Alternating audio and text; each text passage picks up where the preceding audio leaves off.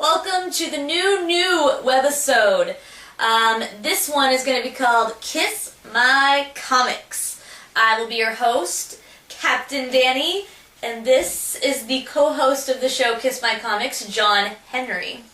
You may be wondering why we're calling it Kiss My Comics, and we're doing that because the Galactic Update has been canceled. Yes, we are our own people. We're grown-ups now, and this is completely our project. And onward we go. Freedom! Okay, so we're going to talk to you about comics that are cool this week, and it'll be cool because then you'll go get those comics too, and then we will live the nerd life together. Alright, John, take it away. Okay, so we skipped a week. We took a week off. So, backpedaling to some stuff that came out last week. First of all, Deadpool, #1. Lots of Marvel Now stuff. Lots of #1s coming out. Very important. Buy all of them, as I'm doing. This one's actually already got up in value because the second printing will be coming out next week. So this one that we have is already worth some moolah. Just saying. Yes, Deadpool, of course, a fan favorite. Very fun. This one is Deadpool versus the rising undead army of America's presidents. So awesome. Which is pretty fun. That's where that is left off. Next, Iron Man #1. I really like the art. It's quite good. I really like Tony. I like how Tony's idea of a disguise is shaving off his world's most famous mustache, and then no one recognizes him. I was thinking he kind of looked a little like Riker in some of the stuff I've been seeing online. Would you agree? Slightly. He's got. I think his new chiseled look looks good. I want to look more like Riker. Doesn't everybody? I want to look more like Riker. You'd be a handsome chick. Someone else's like super secret life's work, which has been turned into a military weapon, has been let loose, and of course that person is dead, and now Tony Stark, to avenge her death, has to make sure that her life's dream doesn't become, you know, blah blah blah, tool of Armageddon, that whole thing. Is it true Bruce Banner has something to do with anything? Was he in it? This issue, no. Negative. Okay. Alright, internets. Okay, I want to talk about... Let's see, I don't have anything Marvel, do I? Yes, I do! Ha! I do. It's not on Marvel now, but it is only on #4 at the moment. I'm still reading the first X-Men, and it's super awesome, and I love it. And it's awesome because... well, in this particular issue... Xavier's only in it for like 2 panels, but let me just say I'm getting a ton of Patrick Stewart, and we'll get to that soon. Okay, so X-Men, Wolverine's kicking ass. He's the leader of the group, and it's really, this issue's really cute because Wolverine starts to question his leadership, which is endearing as hell. Sentinels are in it. I thought it was a little soon for Sentinels, and I gotta say I was a little. It's pretty weird. It's got Virus. Is that his name? Virus. I don't know. Oh, I'm pretty sure it was Virus. Is creepy, looks like that brain guy from Ninja Turtles, and he's evil, and he's so cranky. But this is also almost kind of his origin story, and you feel for him. And that's why I love X-Men so much, because you tend to even like the bad guys, because they had shitty childhoods. Deep stuff. You read, you have a good time, and then somewhere along the way, you find out who you really are. It's true. Oh, I get to do 2. Yeah, she gets okay, well then I'll go with more Patrick Stewart because Star Trek, Doctor Who has been so good. Oh god. It's so amazing, and it's actually a little overload for me because I am watching Next Generation. I watch it at least 2 episodes a night, and I watch about 1 Doctor Who episode a week, I'd say. And so this is a really intense part of my life. This is like my whole life right now.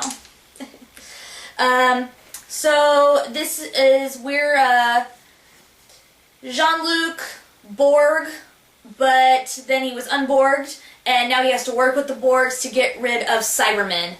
You know what's up, you know you gotta read it. Also, in a week or 2, AMC Theaters is doing a one-night-only remastered showing of 2 Next Generation episodes. Just 2 random ones? Including the first episode with Q. One night only, go check it out. AMC Theaters, free plug. There you go. You're welcome.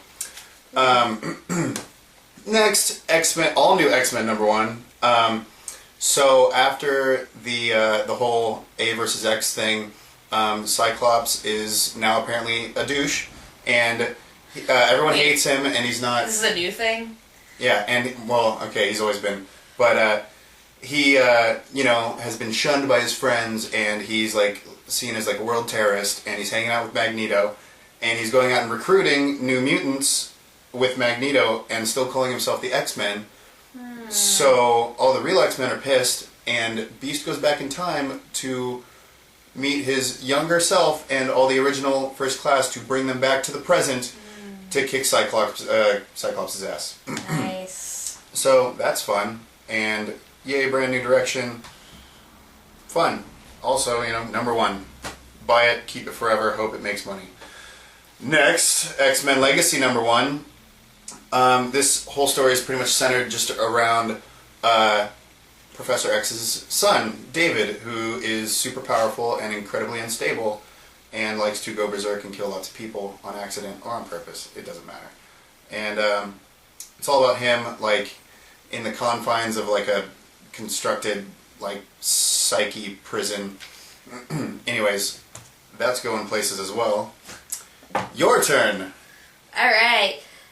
Going places. That reminds me of Robert Kirkman's story, he's not the writer, of Thief of Thieves. We are on issue 10. Like X-Men, this is all about the son of the main character.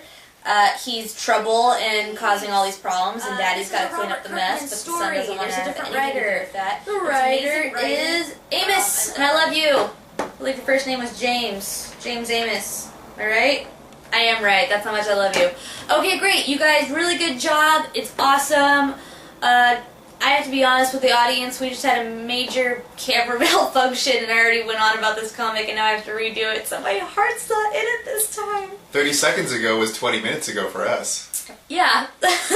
So, I love you, Thief of Thieves. Also, really quick, Fanboys vs. Zombies, I absolutely am obsessed with you, and you should know it if you watch us all the time, because I'm a huge fan. I want them to stay in San Diego, but as you can tell by the cover, there's not going to be much San Diego left to stay in. So, read this. Really good jokes, really fun characters that are relatable. Unlike Captain Danny, I'm going to do these over, and I'm going to just be really excited about it. Jeez, at least lie to them. I would never. Thor, #1. So, that's pretty cool on its own, but then I noticed, oh my god, it's done by Jason Aaron, whom I love.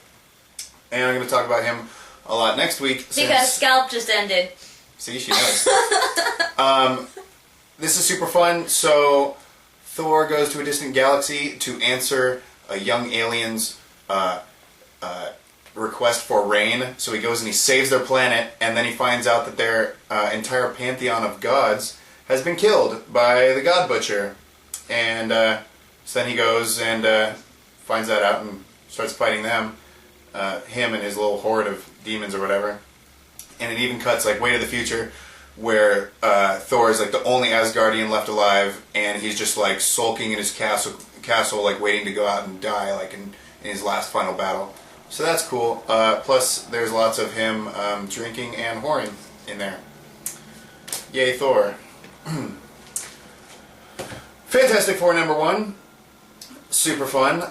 Slight spoiler alert, but not really, because it's the point of the entire issue. Mr. Fantastic finds out that he's dying, so, of course, because he's such a nerd, he plans an educational field trip. Through space! For the family and time. Space and time. Yes. And now your turn. Again. Vampirella Ruby Room. If you've been following it, you know what's up. If not, I really suggest you go get it in trade, because this was a really good story. It starts off mysterious, and then it's a bunch of kicking butt and this sexy outfit, and then this particular issue was very heartfelt, and it wrapped things up, and it was super great. So I think you should get it. Is that all your stuff? I have one more. Okay. Should I do it now? You can go again. Okay. So the one I'm actually going to talk about, because I got Rot World all over me, but the one that actually came out this week was Frankenstein, Agent of Shade. And because we missed last week, I just want to say, just so everyone was on the Rot World train, you should have already read your Animal Man. This was last week, and Swamp Thing was last week. This week, Frankenstein, Agent of Shade is really good. If you like Hulk, you'll probably like Frankenstein, Agent of Shade, because Frankenstein talks a lot like Hulk does, you know, mostly in grunts. And so, because of that, whoever is his companion for whatever journey has to be a real chatty Cathy. And then the jokes ensue. So, I am loving it. This one, there was tons of rot in it and not much of the red stuff and the green stuff, but, you know, I guess we have to deal with the villain at some point, even though I'm preferring the love stories and stuff more. These are the times when I wish I knew what she was talking about. Rot World! Super confusing. Alright, so, who likes Batman? I do. Death of the Family is in full force, and the next couple months it's going to be way bigger, like 7 or 8 titles involved. But that's what is happening this week. I especially love this cover. I like Suicide Squad. So, I have something to say too. So the Joker's back, and oh my God, how much do we love the Joker? He found his face back. So the whole time the Joker is running around, it's him with his actual face, which has been taken off, strapped back on, so he looks even crazier. And basically has a big giant master plan to kill everybody. He allegedly knows who everyone's secret identity is, and starts to basically try to pick them off one by one. And he starts by kidnapping Alfred, that son of a bitch, the Joker. I heard something really bad happens to Alfred. I don't know, because if so, it hasn't happened yet. They just allude. Is there... He got kidnapped. Oh, poor Alfred. You don't mess with a pennyworth. And that's Death of the Family, which is constantly ongoing, ends in December. I heard that Harley Quinn was in Suicide Squad, and then her and Joker hang out again. They do, and Ooh, you know, hot. that crazy Joker says hi to his girlfriend with a razor to the face. That's what I'm looking at right now. That's some scary stuff. Mm-hmm. Oh, Lord. That's all I got. Okay, well, the last thing we got is John and I will be attending the SoCal Comic Con. SoCal Comic Con. It's going to be in, where is this? Oceanside? Oceanside. Oceanside. Oceanside. It's $7, but you get $1 off if you bring one of these, which you can find at your local comic book shop.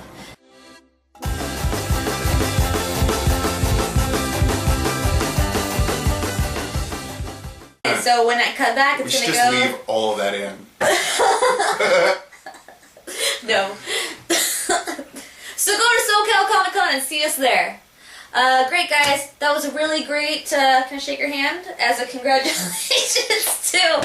That was our first new episode of Kiss My Comics. Who's a big kid today? We are. That's us.